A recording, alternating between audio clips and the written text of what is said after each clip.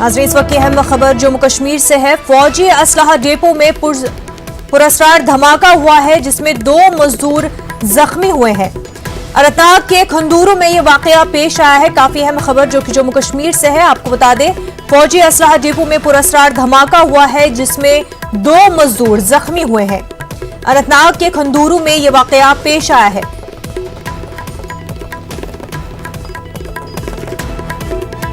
खबर जम्मू कश्मीर से, फौजी असलहा डिपो में पुरस्कार धमाका हुआ है। इस धमाके में 2 मजदूर जख्मी बताए जा रहे हैं। आपको बता दें, अनंतनाग के खंदूरू में यह वाकया पेश आया है। मजीद तफसीलात का भी इंतजार है। फौजी असलहा डिपो में धमाका हुआ है। मुदस्सिर हमारे नुमाइंदे इस वक्त हमारे साथ जुड़ चुके हैं। मुदस्सिर, इस पूरे मामले को लेकर क्या अपडेट्स है? जी मुनाज़ा, बिल्कुल मैं आपको बता दूं कि अभी कुछ देर कबल ये जो असला खाना है खंदरू में जो आर्मी एम्यूनिशन डिपो है 21 FAD जो डिवीजन है आर्मी का, तो उनका वो असला डिपो है वहां पर। तो वहां पर एक पुरस्कार धमाका हो गया और जिसके नतीजे में जो अभी तक हमारे पास ताज़ा तफसील आई है, तो उसके हिसाब से जो है 4 जो मजदूर वहां पर थे, लेबर थे, वो शदीद तौर पर जख्मी हो गए हैं। और गैर मुसद्दिका इतला ये भी है कि उनमें से 2 की मौत जो है वो वाक़या हो गई है और दीगर 2 जो लेबर है उनको अभी अनंतनाग के गवर्नमेंट मेडिकल कॉलेज में है वहां पर मुंतकिल किया गया है और वहां पर वो गैर इलाज है। और इसकी जो अथॉरिटीज है वो एम्यूनिशन डिपो की जानिब रवाना हुए हैं और ये पता लगाया जा रहा है कि ये जो पुरस्कार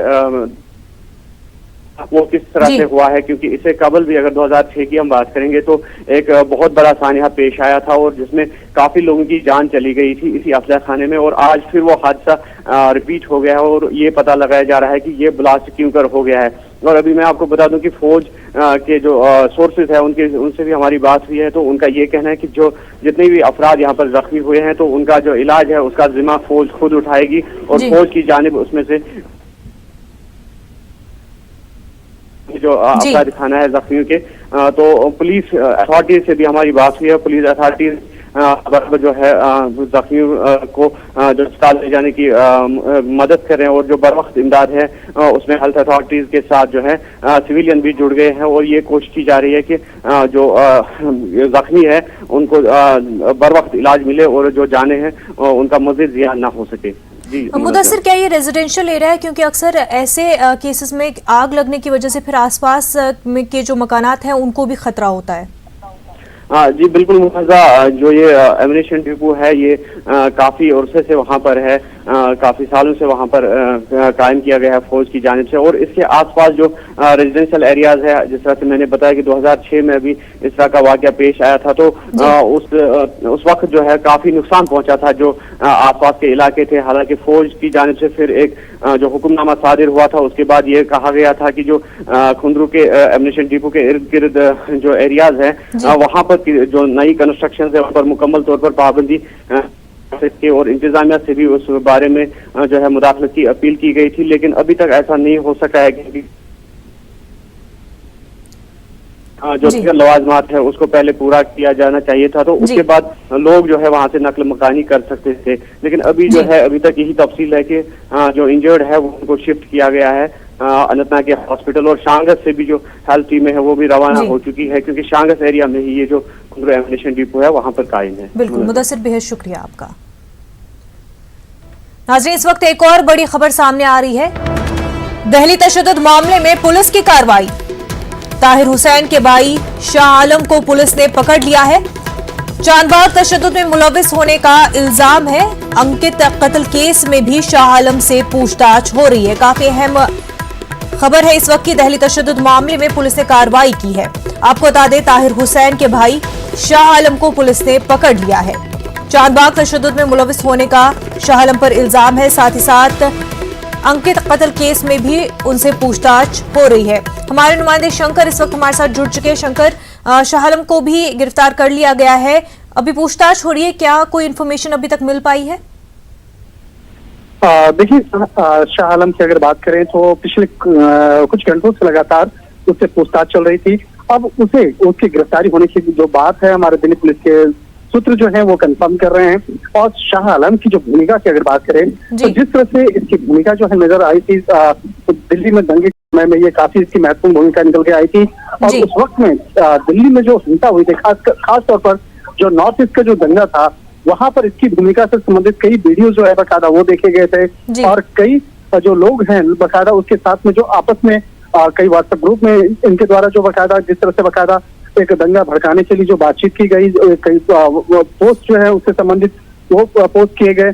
तो इन तमाम मामलों की जानकारी मिलने के बाद दिल्ली पुलिस ने इस मामले पर कार्रवाई की है और उसे अब गिरफ्तार कर ली है। अब जल्द ही इस मामले में उसकी गिरफ्तारी से संबंधित औपचारिक तौर पर पुष्टि थोड़ी देर के बाद कर दी जाएगी। जिस तरह से शाह आलम की भूमिका की बात करें तो शाह आलम से जुड़े हुए तमाम जो सबूत हैं वो काफी सबूत जो है वो इकट्ठा किए जा चुके हैं। अब इस मामले में जल्द ही इस मामले में कुछ और बड़े खुलासे दिल्ली पुलिस की टीम जो है वो कर सकती है। एक तरह से कहा जा सकता है शाह आलम की गिरफ्तारी एक बड़ा मामला है और इस मामले में दिल्ली पुलिस जो है जल्द ही कई और बड़े खुलासे कर सकती है। शंकर, अंकित कत्ल केस को लेकर भी पूछताछ हो रही है, तो क्या कुछ लिंक्स मिल पाई है शाह आलम की जो उनको अंकित केस से जोड़ रही है? देखिए, अगर अंकित शर्मा से जुड़े हुए मामले की बात करें तो अंकित शर्मा जो आईबी में कार्यरत थे, जिस तरह से उसकी जिस तरह से बकायदा उसकी हत्या की गई, तो इस मामले में इस बात दिल्ली पुलिस की एसआईटी को इस मामले की जानकारी मिली कि उसी इलाके के रहने वाले कई लोगों ने इस मामले पर जो जानकारियां जो है आपस में शेयर किया था और उसके बाद अंकित का जो मर्डर किया गया था, तो इस मामले में कई लोगों की जो भूमिका है उसको अब एसआईटी खंगाल रही है, जिसमें कि तकरीबन 12 लोगों को चिन्हित किया गया है। इस मामले में ये जानकारी मिली है कि वो जो है इस हत्याकांड से जुड़ा हुआ है। लिहाजा इसी मामले पर जो है अभी तफ्तीश जो है दिल्ली पुलिस के आगे चल रही है और इस मामले में जल्द ही शानबाग इलाके के रहने वाले कुछ लोगों की गिरफ्तारियां भी संभव है। हालांकि इस मामले में लगातार जो है शाह आलम से इस मामले में पूछताछ चल रही है कि किस तरह से उसकी भूमिका रही, किस तरह से कई व्हाट्सएप ग्रुप में बकायदा वो जुड़ा रहा, किस तरह से बकायदा इस मामले में कई लोगों के संपर्क में था और दिल्ली दहलाने के लिए बकायदा एक दिल्ली में जिस तरह से दंगा के जो मामले थे उसको बकायदा और बढ़ाने के लिए किस तरह से उसकी भूमिका रही है, इन मामलों में विस्तार से पूछताछ चल रही है। बिल्कुल शंकर, बेहद शुक्रिया आपका। आगे बढ़ते हैं। यस बैंक बहरान के मामले में सीबीआई ने राणा कपूर की अहलिया और उनकी बेटियों को भी मुलजिम बनाया है। डीएचएफएल प्रमोटर कपिल वधवान को भी मुलजिम करार दिया गया है। न्यूज 18 ने राणा कपूर के खिलाफ सीबीआई की एफआईआर तक रसाई हासिल की है। इससे पहले आज मुंबई में आधा दर्जन से ज्यादा मकामात पर छापेमारी हुई। राणा कपूर से जुड़े लोगों की इमलाक और मुख्तलिफ कंपनियों पर छापेमारी हुई। ईडी ने इंसदाद रिश्वत सतानी कानून के तहत कार्रवाई की है। आपको बता दें कि सीबीआई ने 7 मार्च को एफआईआर दर्ज की थी। सीबीआई ने राणा कपूर के साथ साथ डीएचएफएल, डीओआईटी अर्बन वेंचर्स के खिलाफ मुजरिमाना साजिश रचने, धोखाधड़ी और करप्शन के इल्जाम में मुकदमा दर्ज किया है। राणा कपूर इस वक्त ईडी की हिरासत में है। ईडी ने राणा कपूर को तकरीबन 29 घंटे की पूछताछ के बाद गिरफ्तार करके इतवार को अदालत में पेश किया था। अदालत से उन्हें 11 मार्च तक ईडी की तहवील में भेजा गया है।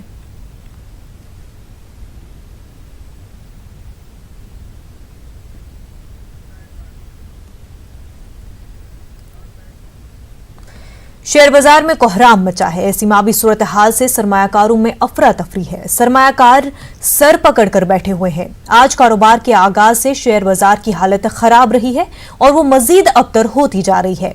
एक मौके पर सेंसेक्स 2357 पॉइंट गिर गया था। इसे सेंसेक्स की तारीख की सबसे बड़ी गिरावट करार दिया जा रहा है। निफ्टी की हालत भी खस्ता है। निफ्टी में 600 पॉइंट से ज्यादा की गिरावट दर्ज की गई है। बाजार में इतनी बड़ी गिरावट से सरमायाकार फिक्रमंद है और घबराए हुए हैं। शेयर बाजार की इस खलबली को कोरोना वायरस और यस बैंक के बहरान से जोड़कर देखा जा रहा है।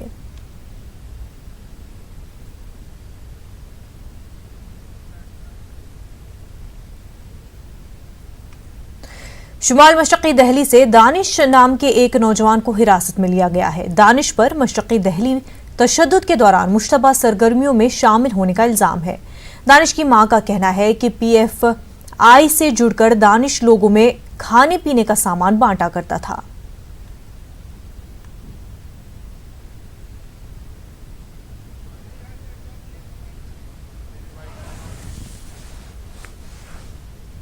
इस वक्त में दानिश से स्पेशल सेल में पूछताछ चल रही है, लेकिन क्या आरोप है बकायदा समझते हैं। दिल्ली पुलिस कहती है कि पीएफआई से जुड़ा हुआ है। क्या, कब से जुड़ा है? 1 साल के करीब हो गया जी।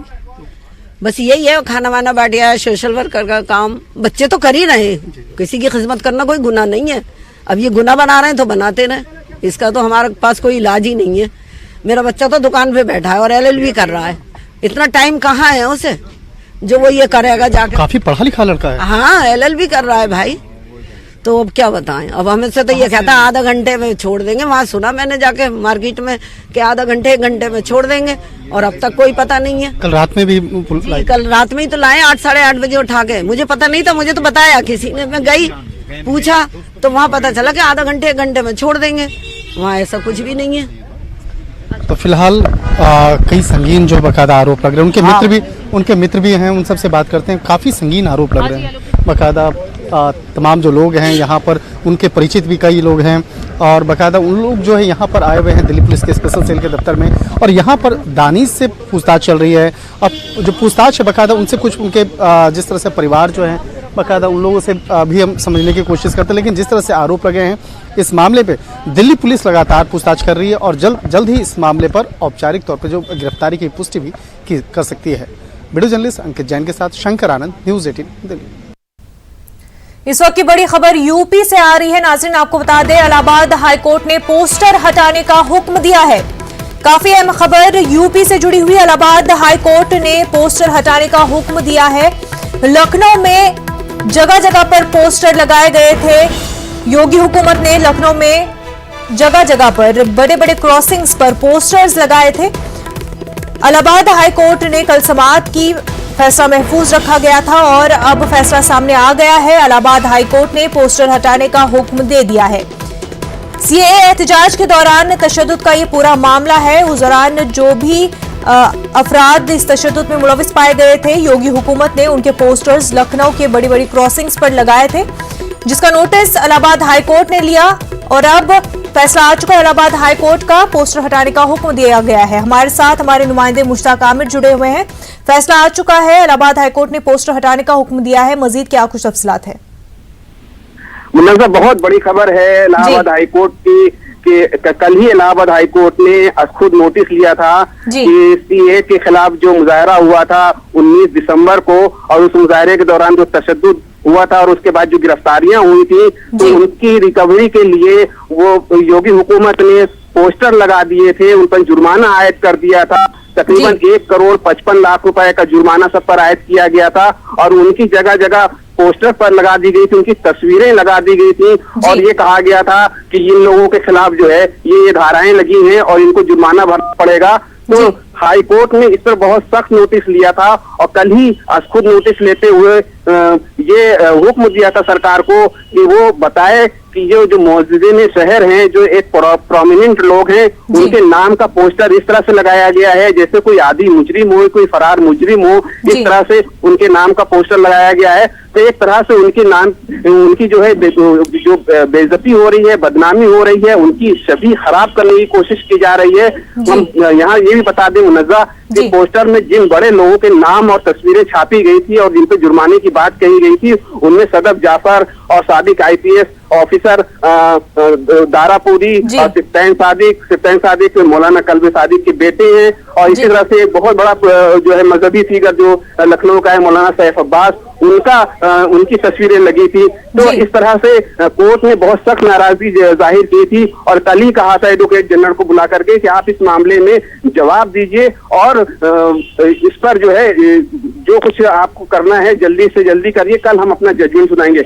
आज चीफ जस्टिस की बेंच ने इस मामले में अहम फैसला सुनाते हुए रियासती हुकूमत को हुक्म दिया है कि वहाँ लखनऊ में इनके नामों के जो पोस्टर लगे हैं और तस्वीरों के साथ जो होर्डिंग्स लगी हैं उनको फौरी तौर पर हटाया जाए, और लखनऊ के DM, लखनऊ के कमिश्नर को ये हुक्म दिया है कि वो 14 मार्च तक वो रिपोर्ट करें कि इसमें क्या पेशरफ्त हुई है। तो एक तरह से योगी हुकूमत के लिए एक बहुत बड़ा झटका है, बहुत बड़ी सरजनिश है इलाहाबाद हाई कोर्ट की तरफ से कि उसने ये हुक्म दे दिया है योगी हुकूमत को कि वो जो होल्डिंग लगी है लखनऊ में वो फौरी तौर से हटाई जाए और वो 14 मार्च तक अपना जवाब दाखिल करे। तो यकीनन एक बड़ा फैसला है और इसका बहुत असर पड़ेगा, खासतौर से जो सीए मुखालिफ जो तहरीक चल रही है। यूपी में कई जगह धरने चल रहे हैं, दिन रात धरने चल रहे हैं, खवातीन सड़कों पर है और इस तरह से उस धरने में बहुत प्रोमिनेंट लोग शामिल हैं, बहुत मौजूद शख्सियात शामिल हैं और उनके खिलाफ जो है बड़ी बड़ी धाराओं में बड़ी बड़ी दफात के तहत उन पर मुकदमे दर्ज हैं, जिसमें एडवोकेट शुएब भी शामिल हैं, सदर जाफर भी हैं, साबिक IAS ऑफिसर दारापुरी भी हैं, संदीप पाटिल भी हैं और रेखा वर्मा है जो VC रही हैं इलाहाबाद लखनऊ यूनिवर्सिटी की। तो इस तरह से बड़े बड़े लोग इसमें इस मुहिम में शामिल हैं और उनके खिलाफ बड़ी बड़ी धाराओं में मुकदमे दर्ज हैं। तो अब योगी हुकूमत को सोचना पड़ेगा कि जो इन बड़े बड़े लोगों के खिलाफ जो धाराएं लगाई गई हैं, जो बड़े संगीन धाराओं के तहत इनके मुकदमे दर्ज हुए, उनको जेलों में बंद किया गया, अब उनकी तस्वीरें वो होर्डिंग लगा रहे हैं सड़कों पर और उन पर जुर्माना किया जा रहा है और उनके मकानों की कुर्की के आदेश तक दे दिए गए हैं। तो यकीनन अब योगी हुकूमत के लिए एक लम्हे फिक्रिया जरूर है। मुनज़्ज़ा बिल्कुल। और मुश्ताक आमिर, DM और पुलिस कमिश्नर से रिपोर्ट मांगी गई थी, इस पूरे मामले पर उनसे जवाब मांगा गया था, उनकी रिपोर्ट में क्या कुछ कहा गया है? देखिए, असल मसला यही हुआ कि जब एडवोकेट जनरल को तलब किया है इलाहाबाद हाई कोर्ट ने और उनसे पूछा कि हुकूमत क्या कर रही है कि इतने मुअज़्ज़िज़ लोगों के नामों के जो है वहाँ पर होर्डिंग्स लगा दी गई हैं लखनऊ में और उनको इस तरह से उनकी बदनामी हो रही है, उनकी ज़ाहिर राय पर कदगन लगाया जा रहा है, तो आखिर चल क्या रहा है?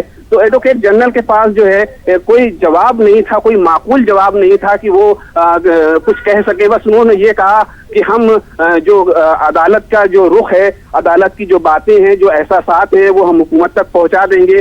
कल कोई बात रिकॉर्ड पर नहीं आई थी, मुनज़्ज़म में बता दूं, जो कुछ भी बात हुई थी ऑब्जर्वेशन के तौर पर चीफ जस्टिस ने ये बात कही थी और वो रिकॉर्ड पर नहीं थी, ऑर्डर की शक्ल में नहीं थी। तो चीफ जस्टिस ने ये कहा कि कल हम इस मामले में कोई फैसला लेंगे। कल इस तरह से उन्होंने अपना जजमेंट रिजर्व कर लिया था। आज 2 बजे उन्होंने अपना जजमेंट जाहिर कर दिया है, होर्डिंग हटाने की बात कही है और कहा है कि वो हुकूमत जो है 14 मार्च तक जो है अपना जवाब दाखिल करे। तो ये एक बहुत बड़ा डेवलपमेंट है, खासतौर से जो CA के खिलाफ जो तहरीक चल रही है उसके ताल्लुक से। मुनज़्ज़ा बिल्कुल। और कब तक ये प्रोसेस शुरू हो सकती है? क्या उम्मीद जताई जा रही है कि ये पोस्टर्स कब तक हटाए जाएंगे? मेरे ख्याल से अब इस पे शाम तक इस पर कार्रवाई हो जानी चाहिए, क्योंकि अदालत का रुख है। इस पर कोई पिटीशन नहीं किसी ने दाखिल की थी कि उस पर कोई बहुत कानूनी बहुत उलझन हो, चूंकि ये खुद नोटिस लिया था हुकूमत ने। तो मेरे ख्याल से कि ये ऑर्डर जो है वहां पहुंचने तक पहुंच जाएगा और पहुंचते ही इस पर जो है अमल दरामद करना हुकूमत के लिए, योगी हुकूमत के लिए लाजिम हो जाएगा। तो उम्मीद ये की जा रही है कि आज शाम तक या देर शाम तक वहां से जो है होर्डिंग्स हटा दी जाएंगी। मुनज़्ज़ा मुश्ताक, और इस सब से एक स्ट्रिक्ट मैसेज भी योगी हुकूमत को मिला है कि चीजों को अपने हाथ में नहीं लेना है, जो भी कार्रवाई होनी है कॉन्स्टिट्यूशन से होगी, फैसले आने हैं कोर्ट से आएंगे, इस तरह से हाथ में लेकर और एक तरह से जंगल राज नहीं चलाया जाएगा। देखिए, कोर्ट का जो इससे पहले भी जो कोर्ट में जो पिटीशंस हैं, 7 से ज्यादा पिटीशंस यहाँ मुनज़्ज़ा यहाँ पर हैं, जो जिन लोगों पर जुर्माना आयद किया गया है और जिनसे रिकवरी की जा रही है, जो मुजफ्फरनगर वाले मामले में हो, चाहे अलीगढ़ का मामला हो, मेरठ का मामला हो, कानपुर का मामला हो, तो जो CA मुखालिफ जो तहरीकें चली और उसमें जो तोड़फोड़ हुई, तो वो उन लोगों के ऊपर जो है जिन लोगों को गिरफ्तार किया। मुश्ताक, आपको यहाँ पर रोकना चाहेंगे, वकील क्या कुछ कह रहे हैं, उनको पहले सुन लेते हैं। वहाँ से सारे पोस्टर हटवा दें। ऑप्शन क्या है इनके पास? क्या सुप्रीम कोर्ट जाएंगे या नहीं? अब ये राज्य सरकार को ऊपर डिपेंड करता है कि वो इस ऑर्डर का कंप्लायंस करते हैं कि नहीं, क्योंकि कोर्ट ने बड़ा कड़ा रुख अपनाया था कि इस तरह के पोस्टर लगाने का कोई अधिकार नहीं है। तो मुझे नहीं लगता कि राज्य सरकार जो है अब इसको चुनौती सुप्रीम कोर्ट में देगी। नाम बता दीजिए। ऐसे नसीम एडवोकेट। जी मुश्ताक, आप अपनी बात मुकम्मल कर लें। हाँ, ये SM नसीम है जो एडवोकेट है यहाँ के, और वो बता रहे हैं कि इनके पास जो है हुकूमत के पास कोई बहुत ज्यादा लीगल ऑप्शन बचा नहीं कि सुप्रीम कोर्ट भी जाएगी। देखिए, एक तो मामला जो है अखुद नोटिस लेने का है। आमतौर से अदालतें अखुद नोटिस बहुत कम मामले में लिया करती हैं, यानी एक तरह का ये रेयर मामला होता है, तो ये अदालत ने लिया है। मैं आपसे अर्ज ये कर रहा था मुनज़्ज़ा पिछले सवाल में कि जो कानपुर में और अलीगढ़ में, मेरठ में और मुजफ्फरनगर में जो तशद्दुद हुआ था और जिन्हों को गिरफ्तार किया गया था, उनसे रिकवरी की जो नोटिस जारी हुई थी लाखों रुपए की, उसके खिलाफ यहाँ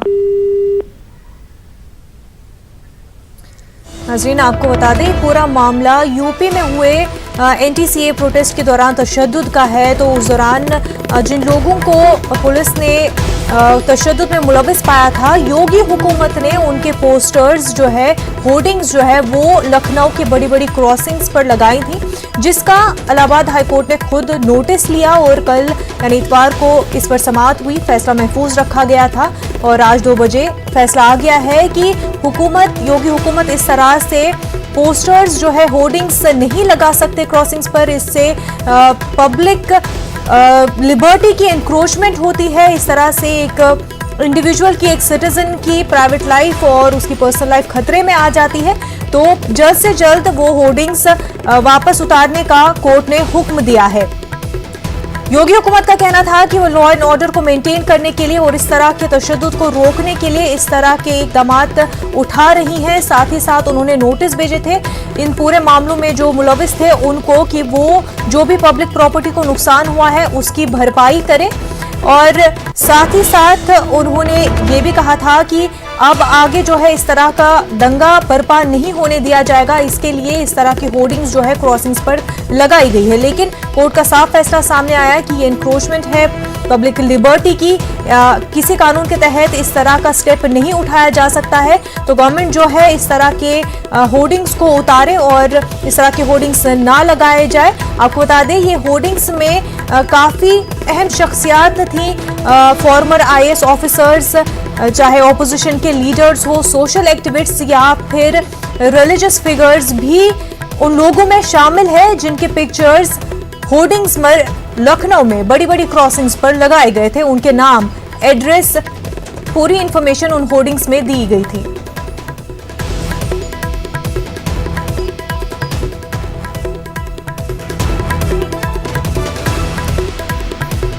बीजेपी लीडर मनीष शुक्ला हमारे साथ जुड़ गए हैं। मनीष शुक्ला जी, खैर मकदम। अब फैसला आ गया इलाहाबाद हाईकोर्ट का। इलाहाबाद हाईकोर्ट का साफ कहना है कि ये होर्डिंग्स नहीं लगाई जा सकती, इनको उतारा जाए, क्या कहेंगे? देखिए, का फैसला है और भारतीय जनता पार्टी और हमारी सरकारें हमेशा से न्यायपालिका का सम्मान करती है जी। हम फैसला भी आया है, फैसले का अध्ययन करने के पश्चात अगला कदम क्या होगा सरकार उसको उठाएगी और हम लोग जरूर आपको अवगत कराएंगे। लेकिन मैं एक बात जरूर कहना चाहूंगा कि ये जो होर्डिंग्स लगाई गई थी उसमें प्रशासन की सदिच्छा ये थी कि जिन लोगों ने लखनऊ को जलाया है उनसे रूबरू हो लोग, उनको जाने, लखनऊ की जनता उनको जाने कि इन लोगों जानने का मतलब क्या था सर? क्योंकि ये कोई भी कानून नहीं है कि जहां पर आप अभी कोई भी इल्जाम वजह नहीं हुआ है, किसी तरह से मुजरिम करार नहीं दिया गया है, सिर्फ मुलविस है अभी, और आप होर्डिंग लगाते हैं, पब्लिक प्लेस पर होर्डिंग्स लगाई जाती है, तो इससे तो और भी ज्यादा क्राइम होने के खतरे हैं, वो भी तब जब मॉब लिंचिंग के कई ज्यादा वाकयात होते हैं। तो किस तरह से ऐसे स्टेप्स लेके किस तरह से लॉ एंड ऑर्डर मेंटेन किया जा सकता था? नहीं, जब ये होर्डिंग उन परिस्थितियों में लगाई गई, पहले जो 18 तारीख और 19 तारीख को लखनऊ में जो हिंसा हुई थी, हिंसा के पश्चात जो विजुअल्स मिले थे CCTV के माध्यम से, आप लोग के चैनलों के माध्यम से भी जो मिले थे विजुअल, उसके बाद इनको नोटिस जारी की गई थी। लोगों को नोटिस जारी करके इनको ये कहा गया था कि जो क्षतिपूर्ति है वो जमा करें। उसके पश्चात भी जब जमा नहीं किया गया तो उसको सार्वजनिक रूप से लगाया गया। और आपको एक ध्यान में दिलाऊं कि कलेक्ट्रेट और तहसीलों में होर्डिंग्स बाकायदा लगी होती है कि सिविल के जो मुकदमे होते हैं जिसमें क्षतिपूर्ति या जिनमें जो आदेश होता है धनराशि वसूलने का, उसमें बाकायदा नाम और पते लिखे जाते हैं। तो लेकिन वो पब्लिक प्लेस पे नहीं होते, वो इस तरह से फोटोग्राफ्स लोगों के सामने रख के नहीं लाए जाते जहां पर नाम, पता सब कुछ दिया हुआ हो। अगर इनको कल कुछ हो जाता तो उसकी जिम्मेदारी योगी हुकूमत लेती, उनको सिक्योरिटी कौन देता? कोई भी चौराहा किसी तहसील और कलेक्ट्रेट से ज्यादा सार्वजनिक नहीं होता है। कलेक्ट्रेट में जिले भर के लोग एकत्रित होते हैं, तहसील में तहसील भर के लोग एकत्र होते हैं, वहाँ बाकायदा होर्डिंग तो चौराहे में और कलेक्ट्रेट ऑफिस में कोई डिफरेंस नहीं है सरकार का, और उसको जमा करें। तो वो भी तो केस चल रहे थे सर, जो आप बोल रहे हैं कि जो डैमेज हुआ था उसका नोटिस भेजा गया था, वो चल रहा था, उसकी प्रोसेस भी हो रही थी, लेकिन ये किस कानून के तहत हो रहा था? जो कोर्ट का अब साफ तौर पे हुक्म आ चुका है कि होर्डिंग्स हटाने हैं, किसी कानून के तहत नहीं हो रहे थे, आप मान रहे हैं कि ये गलत स्टेप लिया था? नहीं, देखिए हम माननीय न्यायालय के फैसले पे कोई सवाल नहीं खड़ा कर रहे हैं, और आगे सरकार का क्या कदम होगा, ये जो सरकार जब उसको पढ़ेगी पूरे फैसले को, तो जो कदम होगा हम आपको अवगत कराएंगे। लेकिन सरकारी धन वसूली के लिए बाकायदा नियम है, तहसील और कलेक्ट्रेट के पे होर्डिंग्स लगी होती है, उस पर नाम और पते लिखे जाते हैं, और हमको लगता है कि विषय पूरा ध्यान में आपके नहीं आ रहा है। ये सरकारी प्रोसेस का पूरा पालन किया गया है। सरकारी प्रोसेस में होर्डिंग्स लगाना नहीं है सर, ये किस कानून के तहत? वही तो कोर्ट भी पूछ रहा था कि ये किस कानून के तहत हो रहा था।